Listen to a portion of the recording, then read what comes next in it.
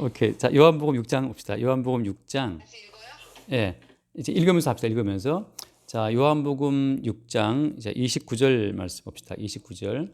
예수께서 대답하여 이르시되 하나님께서 보내신 이를 믿는 것이 하나님의 일이니라 하시니. 그다음. 그들이 묻되 그러면 우리가 보고 당신을 믿도록 행하시는 표적이 무엇입니까? 하시는 일이 무엇입니까?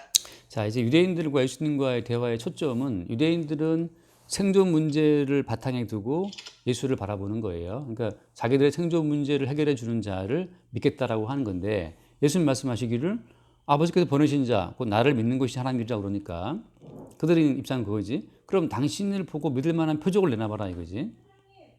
당신을 보고 믿을 만한 표적이 뭐냐? 하나님 도대체 뭐냐라고 하면서 31절 말씀에 기록된 바 하늘에서 그들에게 떡을 주어 먹게 하였다 함과 같이 우리 조상들은 광야에서 만나를 먹었나이다. 자, 그러면서 이제 이 사람 유대인들이 모세의 예를 드는 거예요. 모세라는 사람은 하늘에서 만나를 내려서 먹게 했기 때문에 조상들이 모세를 신뢰했다 말이지. 자, 모세가 만나를 내려서 조상들에게 먹게 했던 것처럼 당신을 보고 지금 믿으라 그러니까 당신을 보고 믿을 만한 표적을 그럼 달라 그거지. 그 당신을 보고 믿을 만한 표적을 주는데 샘플은 뭐야? 얘는 모세가 만나줬던 것처럼 우리에게도 좀 먹고 살 문제를 달라 하는 그거거든. 그러니까 이 만나에 대한 어떤 해석도 다른 거예요. 자, 만나에 대한 해석은 뭐냐 하면 유대인들 입장에서는 자기들의 생존을 계속 이어갈 수 있도록 도와준 것을 만나라고 보는 거고 그 생존 문제를 계속 이렇게 이어갈 수 있도록 해준 그 모세가 우리는 믿을 만한 사람이었다고 보는 거야. 예수님 말씀은 뭐냐? 그 32절에 예수께서 이르시되 내가 진실로 진실로 너에게 이르노니 모세가 너희에게 하늘로부터 떡을 준 것이 아니다 말이지. 그건 모세가 준 게 아니라는 거야. 지금 너희들은 눈에 보이는 모세만 보고 모세가 그 뭔가 만나를 내려준 표적을 지금 했다 그러는데 그건 모세가 준 것이 아니고 그다음 뭐라고 했어요? 내 아버지께서 너희에게 하늘로부터 참떡을 주신다. 하나님의 떡은 하늘에서 내려 세상에 생명을 주는 것이다. 그래서 지금 하나님이 원래 주고자 했던 그 떡은 세상에 생명을 주는 것이다. 이렇게 말하는 거죠. 자, 이 말은 무슨 말인가 하면 지금 너희들은 생명이 없다는 뜻이에요. 하나님의 떡은 하늘에서 내려 세상에 생명을 주는 것인데 그 말은 전제가 뭐냐 하면 너희들에게는 생명이 없다는 뜻이. 다시 말하면 만나를 먹었어도 너희들은 다 죽었다는 뜻이에요. 그 기본적으로 내 생존을 이어나가는 과정에서 만나를 먹어서 내 생존을 이어나갔다. 그게 하나님 보시기에는 예수님 말씀하시기에는 생명이 아니라는 거지. 그러니까 지금 내가 태어났다. 내가 1살, 2살, 10살, 20살, 50이 되었다. 뭐 그지? 그 생존을 쭉 덧대 나가는 것은 생명이 아니라는 거예요. 왜냐하면 언젠가 결국은 다 사망에 상해져 버리니까. 자, 그런 이야기를 하면서 그 다음에 그러니까 그들이 하는 말이 34절에 그들이 이르되 주여 이 떡을 항상 우리에게 주소서. 자, 그들이 요구하는 것은 계속 서로 지금 그 전제가 다른 거야.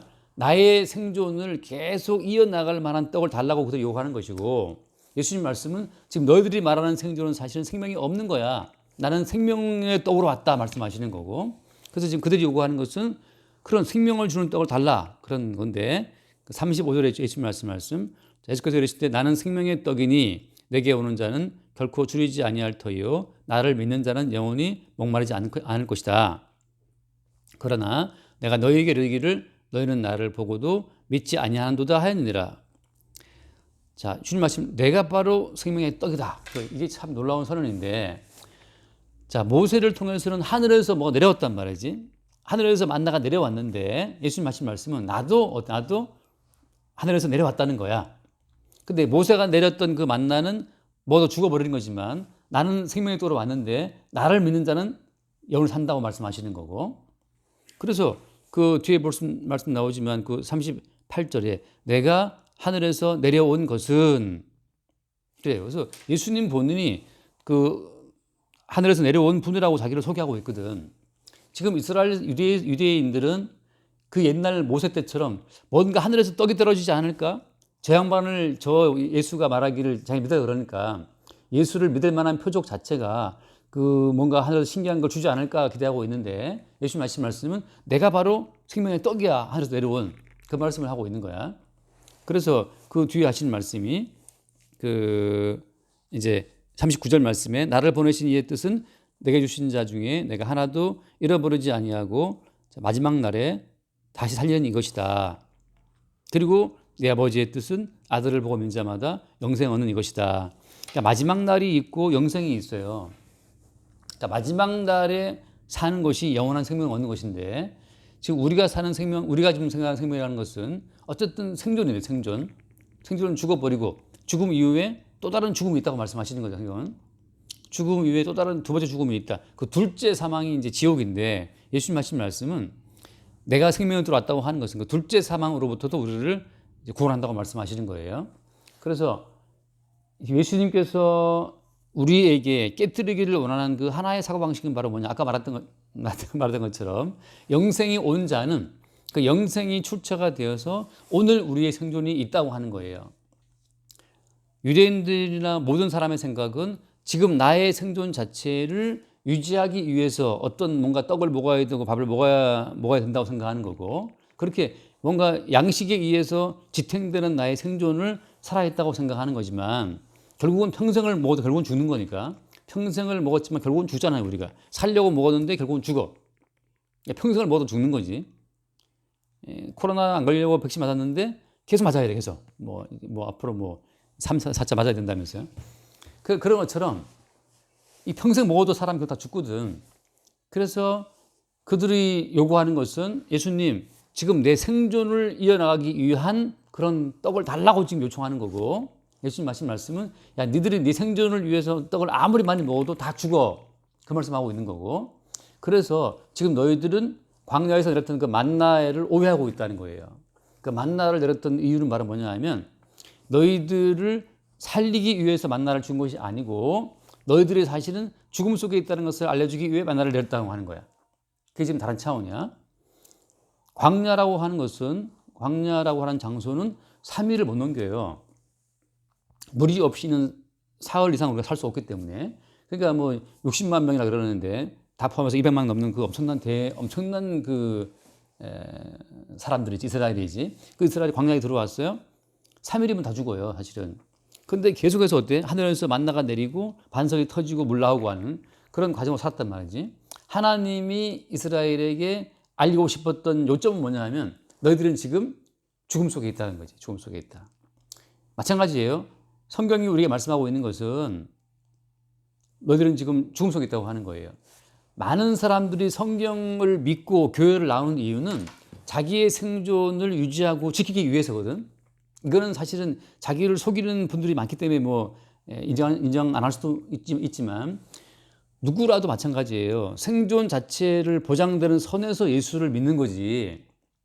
어떤 목사님이라 하더라도 사례비가 안 나와. 사례비 안 나오고 사모님 병들었어. 그러고 나서 1년, 2년 지나가. 아무도 그 계속해서 뭐 흔히 말하는 목회를 못 해요. 지금 뭐 코로나 이후로 뭐 10,000개 교회가 폐쇄했다 그러는데 유지 못 해갖고. 근데 월세 안 나오고 뭐 사례비 안 나오고 그리고 뭐 사모님 병들었고 그러면 애들 교육 들어가고 그러면은 아무도 그 목회를 못 한다고 말하자면. 다시 말해서 목사님도 그런 와중인데 사람들이 성경을 읽고 교회에 나오는 그 모든 어떤 목적과 동기는 생존 문제예요. 생존 문제가 해결된다는 전제 하에서 혹은 생존 문제를 하나님이 풀어준다는 그 전제 하에서 지금 믿어주고 있는 거지. 그래서 지금 예수님 말씀하신 건 뭐냐면 너희들이 그토록 생존을 위해서 나를 믿고 생존을 바라보고 나보고 표적을 내놔라 그렇게 말하고 있지만 진짜 표적은 바로 뭐냐 하면 너희들이 다 죽음 속에 있다는 것을 먼저 인정하는 것이고 그 죽음 속에 있는데 지금 왜 살아있는가라고 말할 때 그지? 죽음 속에 있는데 왜 살아있지라고 말할 때 그때 하나님으로부터 주어지는 만나 생수로 살아있는 것이거든. 다시 말해 하나님께서는 매일 그들을 죽음 속에 집어넣으시고 하늘의 양식으로 그들을 살려내신 거야. 그래서 그 만나의 원천을 따라가다 보니까 거기 누가 있는 거예요? 예수님이 있는 거예요. 다시 말하면 오늘 네가 생존에 있는 것은 생존을 위한 너의 노력으로 존재하는 것이 아니고 생명의 떡으로 오신 예수님의 그 살에 의해서 예수님의 생명에 의해서 너희 살고 있다는 사실을 예수님이 말씀하고 있는 거지. 자, 그러면 성도 입장에서는 생존을 바라볼 때 지금 생존의 어떤 근거 자체가 생존을 위한 나의 노력과 의지가 아니고 대신 죽으신 예수님의 그 찢기신 살이 양식이 되어 살고 있다는 것을 안다는 거지. 그게 이제 성도와 비성도와의 차이점이에요. 그러니까 하나님이 이스라엘을 광야에 집어넣어서 죽음 속에 집어넣으신 그 이유는 너희들의 실상은 지금 사실 죽음 속에 있다는 사실. 그러니까 매일매일 하나님은 이스라엘을 죽음 속에 집어넣으시는 거예요. 죽음 속에 집어넣었다가 매일매일 어때? 매일매일 아침에 나가면 만나가 있어. 만나 살려내시는 거지. 이게 이제 저녁이 되며 아침이 되니 뭐 그게 날 지나가는 창세기의 말씀처럼 매일매일 우리에게는 죽음이 우리에게 주어지는 거지. 그것처럼 오늘날 우리가 말씀을 대하는 것은 마찬가지예요. 말씀을 대하는 목적은 살기 위해 말씀을 대하는 게 아니에요.